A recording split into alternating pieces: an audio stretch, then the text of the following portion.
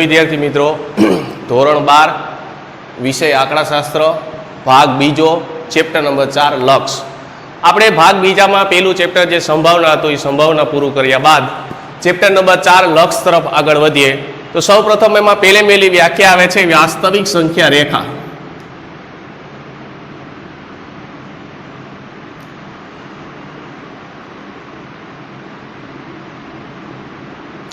वास्तविक संख्या रेखा कोने कहेवाय तो कि व्याख्या बोलू छू जे रेखाना बिंदु वास्तविक संख्या होय तो तेवी रेखा ने वास्तविक संख्या रेखा कहेवाय।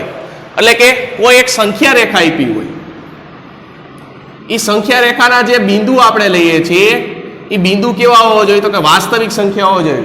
વાસ્તવિક સંખ્યા તો કે આપણે ધોરણ 10 માં પ્રાકૃતિક સંખ્યા, પૂર્ણ સંખ્યા, पूर्णांक संख्या, समय संख्या और वास्तविक संख्या આપણે ત્યાં ભણી ગયા છીએ। આપણે ખબર છે વાસ્તવિક સંખ્યાને શેના વડે દર્શાવતા હતા તો કે r વડે।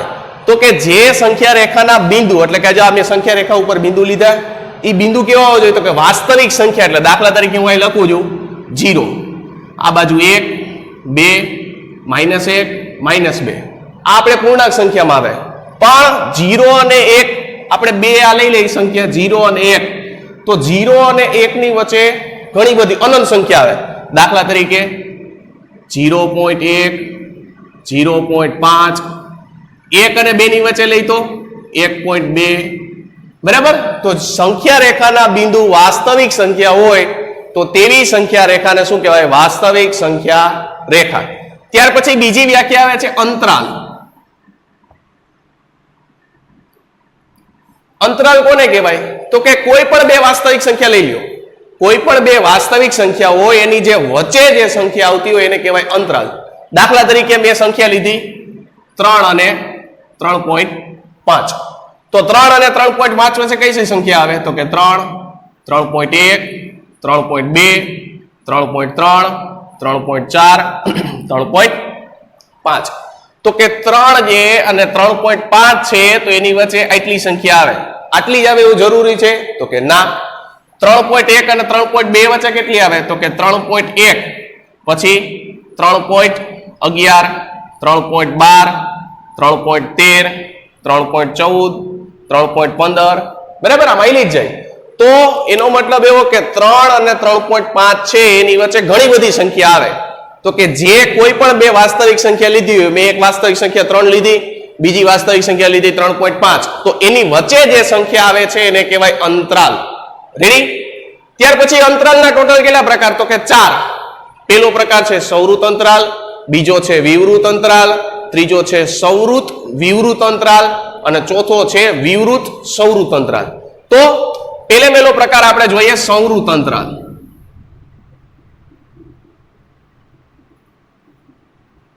सौरुत अंतराल कोने कहेवाय तो के जे अंतराल दाखला तरीके कोई पण बे वास्तविक संख्या लईए 1 અને 2 सॉरी वास्तविक संख्या आपणे लईए छीए a અને b शरत कई तो के a संख्या छे एना करता b संख्या केवी होवी जोईए मोटी होवी जोईए। जे आपणे a संख्या धरी होय एना करता b संख्या केवी होवी जोईए मोटी। तो एक उदाहरण लई लई एक उदाहरण लीधुं 3 અને બીજી संख्या लीधी 3.5 तो 3 करता 3.5 केवा थाय मोटा तो के आ सौरुत अंतराल तो के पहला आपणे अंतराल जोईए ई ज वस्तु के कोई पण बे वास्तविक संख्या लीधी एनी वच्चेनी जे संख्या आवती एने शुं कहेवाय अंतराल। तो आमां कीधुं छे सौरुत अंतराल। तो सौरुत अंतरालमां शुं मतलब थाय तो के सौरुत अंतराल कोने कहेवाय तो के जोजो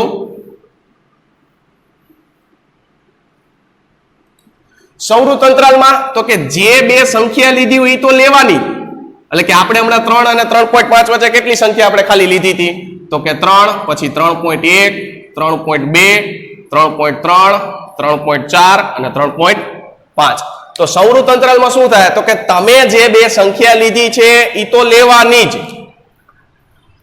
એની વચ્ચે જે સંખ્યા આવતી હોય વચ્ચે જે સંખ્યા આવે છે ઈ પણ લેવાની 3.1 3.2 3.3 3.4 तो सौरुत अंतराल में तो के तमे आपणे बे जे संख्या लीधी होय ई बे संख्या अने एनी वच्चेनी जे संख्या आवती होय एने कहेवाय सौरुत अंतराल। सौरुत अंतराल ने संकेत में लखवुं होय तो संकेत में आवी रीतना लखाय मोटा काउंस में a, b मोटो काउंस पूरो અને બીજી રીતે લખવું હોય તો કે x જ્યાં a less than or equal to x less than or equal to b જ્યાં x બિલોંગ્સ ટુ r. આ વસ્તુ આપણે સંભાવના જ્યારે ચેપ્ટર ચલાવ્યું હતું ત્યારે આ વસ્તુ આપણે શીખવાડેલી હતી દાખલામાં. ત્યાર પછી બીજો પ્રકાર આવે છે વિવૃત અંતરાલ. વિવૃત અંતરાલ કોને કહેવાય?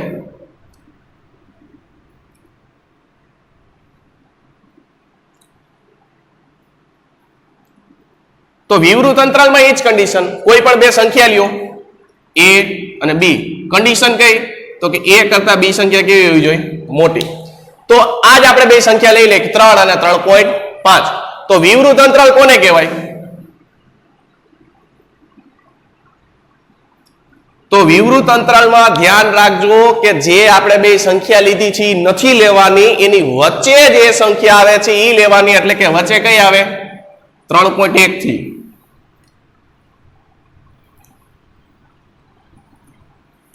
રેડી? સંવૃતમાં શું હતું? જે બે આપણે સંખ્યા લીધી હોય એ બે સંખ્યા લેવાની, એની વચ્ચેની સંખ્યા લેવાની. વિવૃત અંતરાલમાં શું છે?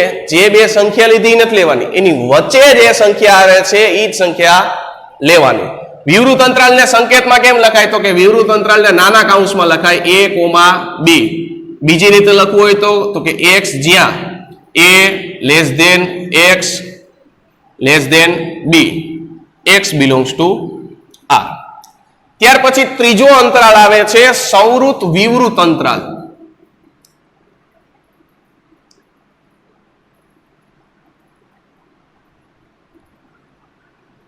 એમાં શું છે? તો કે સંવૃત વિવૃત અંતરાલ છે એમાંય કન્ડિશન એ જ કે કોઈ પણ બે વાસ્તવિક સંખ્યા લ્યો a અને b, a કરતા b સંખ્યા કેવી હોવી જોઈએ? મોટી. તો આમાં ફેર શું છે? તો કે સંવૃત વિવૃત અંતરાલ જોઈ.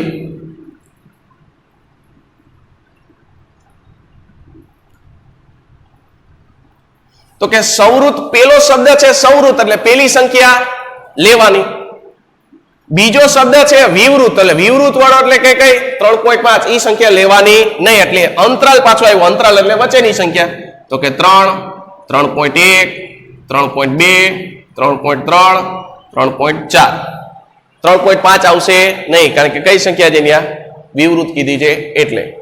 વિવૃત અંતરાલ અને સંવૃત વિવૃત અંતરાલને સંકેતમાં કેમ લખાય? તો કે પેલો શબ્દ કીધો છે સંવૃત એટલે ત્યાં મોટો કૌંસ a b. બીજો શબ્દ છે વિવૃત એટલે ત્યાં નાનો કૌંસ. ગણની ભાષામાં લખવું હોય તો કે x જ્યાં a less than or equal to. Equal to શું કામ? કારણ કે મોટો કૌંસ છે. b x belongs to r. ત્યાર પછી ચોથો અંતરાલ આવે છે વિવૃત સંવૃત અંતરાલ.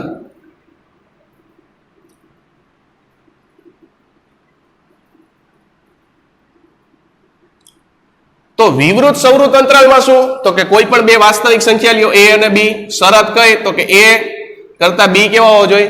મોટા. સંવૃત વિવૃત અંતરાલ આપણે જોઈ ગયા. પેલી સંખ્યા સંવૃત હતી એટલે પેલી લેવાની, વિવૃત છે તો લેવાની નહીં. તો આના કરતા ઉલટું અહીંયા કીધું છે વિવૃત સંવૃત અંતરાલ. એનો મતલબ એવો કે પેલો કીધું છે વિવૃત એટલે પેલી સંખ્યા કોણ છે? 3. તો કે એ લેવાની નહીં. તો એના પછી કઈ આવે? તો કે 3.1, 3.2, 3.3, 3.4. પાછળ કીધું છે સંવૃત. સંવૃત એટલે કઈ સંખ્યા આપણે લીધી હતી? 3.5. તો કે ઈ લેવાની. સંવૃત વિવૃતને આપણે અંતરાલમાં જોયું કેવી રીતે લખાય. તો વિવૃત સંવૃતને જોવું હોય તો કે પેલી સંખ્યા કીધી છે વિવૃત એટલે ત્યાં કેવો આવશે? નાનો કૌંસ a. બીજું કીધું છે સંવૃત એટલે બીજી સંખ્યા b, પણ ત્યાં કેવો આવશે? મોટો કૌંસ x જ્યાં a less than x less than or equal to b. કારણ કે ઇક્વલ ટુ શું કામ? કારણ કે b પાસે કેવો કીધો છે? સંવૃત અંતરાલ. x belongs to r. ફરીથી જોઈ લઈએ સંવૃત અંતરાલ, વિવૃત અંતરાલ, સંવૃત વિવૃત અંતરાલ અને વિવૃત સંવૃત અંતરાલ કોને કહેવાય? તો કે ખાલી એટલું જ યાદ રાખવાનું, કોઈ પણ બે વાસ્તવિક સંખ્યા લીધી તો કે હા, એની વચ્ચેની સંખ્યા લખી તો કે હા. સંવૃત અંતરાલ કોને કહેવાય? તો કે ઈ બે જે સંખ્યા લીધી હોય ઈ લખવાની અને એની વચ્ચે જે સંખ્યા આવતી હોય ઈ લખવાની. વિવૃત અંતરાલ તો કે આપણે બે જે સંખ્યા લીધી નહીં લખવાની, એની વચ્ચે જેટલી સંખ્યા આવે છે એ લખવાની. ત્યાર પછી છે સંવૃત વિવૃત અંતરાલ. તો પેલું છે સંવૃત, તો સંવૃત એટલે સંખ્યા લેવાની, વિવૃત છે એટલે સંખ્યા નહીં લેવાની, પાછળ અંતરાલ છે એટલે એની વચ્ચેની સંખ્યા જે આવતી હોય લેવાની, અને છેલ્લું છે વિવૃત સંવૃત અંતરાલ. તો પેલો શબ્દ છે વિવૃત, વિવૃત એટલે 3, તો કે 3 લેવાના નહીં. પાછળનો શબ્દ છે સંવૃત, સંવૃત એટલે 3.5, તો એ લેવાના, તો કે હા. એની વચ્ચે કઈ આવે, તો કે 3.1, 3.2, 3.3, 3.4. ક્લિયર? ત્યાર પછીનો ટોપિક છે માનાંક. માનાંક આપણે ધોરણ 10માં ક્યાંક જરૂર પડતી હોય, અને નાના સ્ટાન્ડર્ડમાં આપણે માનાંક શીખી ગયા છીએ. કારણ કે માનાંકને કેવી રીતના દર્શાવે છે? માનાંકને દર્શાવાય ઊભા બે કોલમ, એટલે કે બે લીટા. હવે માનાંકનો શું રૂલ છે? તો કે જો કોઈ માનાંકની અંદર x વેલ્યુ છે, હવે x ક્યાંથી આવ્યા? તો કે x બિલોંગ્સ ટુ r, એટલે કે રિયલ નંબરમાંથી. જો માનાંકની વેલ્યુ તમને પ્લસ મળે તો સમજી લેવાનું કે x કેવો હોય છે? 0 કરતા મોટો. અને જો માનાંકની વેલ્યુ -x મળે તો x કેવો હોય છે? 0 કરતા નાનો. એટલે કે માનાંકની અંદર કોઈ પણ ઋણ વેલ્યુ હશે કે ધન વેલ્યુ હશે, હંમેશા માનાંકની બહાર નીકળશે તો જવાબ કેવો આવશે? ધન. દાખલા તરીકે જોઈએ, -3 માનાંકની અંદર છે તો જવાબ કેવો આવે? +3. +3 માનાંકની અંદર છે તો જવાબ કેવો આવશે? +3. એટલે કે માનાંકની અંદર જો માઇનસ સંખ્યા હોય તો બહાર નીકળે તો પ્લસ થઈ જાય, પ્લસ સંખ્યા હોય બહાર નીકળે તો પ્લસ ની પ્લસ જ રહે. એટલે કે માનાંકમાંથી જ્યારે કોઈ પણ સંખ્યા બહાર નીકળે છે એટલે હંમેશા જવાબ કેવો આવે? પ્લસ. ત્યાર પછી 3 સ્વરૂપ જોવાના છે. પેલું સ્વરૂપ છે એ સામ્ય સ્વરૂપ છે, બીજું છે માનાંક સ્વરૂપ, અને ત્રીજું છે અંતરાલ સ્વરૂપ. આ 3 સ્વરૂપ પાકા કરવાના છે, કારણ કે આના ઉપરના દાખલા છે.